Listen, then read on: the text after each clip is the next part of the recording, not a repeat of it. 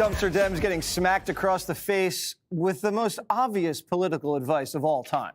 According to a new center-left group's report, left-wing ideas have wrecked the Democrats' brand, and they've only grown with self-described white liberals. A real shocker, right? Most voters believe Democrats over-prioritize issues like protecting the rights of LGBTQ+ Americans and fighting climate change, while not caring about securing the border or lowering the rate of crime. And nowhere better is this illustrated than the beef between Riley Gaines and AOC. Gaines says America is being destroyed from within by AOC, Bernie, and Zoran the Destroyer. AOC sniped back, saying this: maybe if you channeled all this anger into swimming faster, you wouldn't have come in fifth.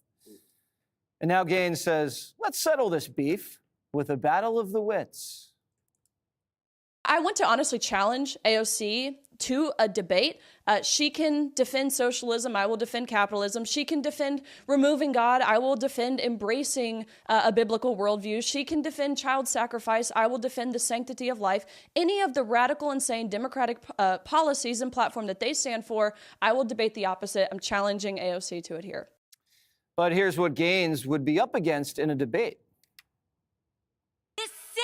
Was built by the Irish escaping famine, Italians fleeing fascism, Jews escaping Holocaust, Black Americans fleeing slavery and Jim Crow, Latinos seeking a better life, Native people standing for themselves, Asian Americans coming together in Queens, in Brooklyn, in the Bronx, in Manhattan, in Staten Island, in this country.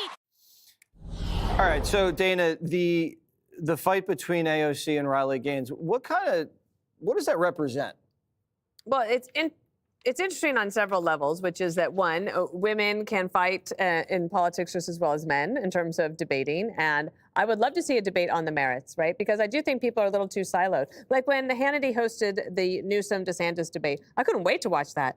And I actually think people are hungry for this kind of thing. If you look at even podcast numbers now, people are wanting to listen to longer form conversations to actually hear these ideas. And it would be good if they would both sit down. I would hope that they would do that. Maybe we could make that happen. One of the things about this study is that we see it every few months, but the Democrats don't ever take advantage of it. Greg has talked about the awfuls, the, what is it? Affluent white female liberals, awfuls. We said they were taking over the party. They did. And one of the reasons is because that's where a lot of the energy and the money is now. Let me give you an example. Mackenzie Scott was married to Bezos, right? She has $20 billion with a B, to just spend on all of the left-wing groups that she wants. Soros, over 70 years, has spent $32 billion. She's done that in 5 years. Okay, so there is energy and money on that side of things, and where there is money, there is typically power. I would also point out today, however, that you do see changes. So Bill Gates, who created Microsoft, billionaire, today in the New York Times says, guys, no need to worry. Climate change is not going to be the end of the human race. It's okay. Everything's going to be, we should actually focus on things like poverty, disease, and look, I agree.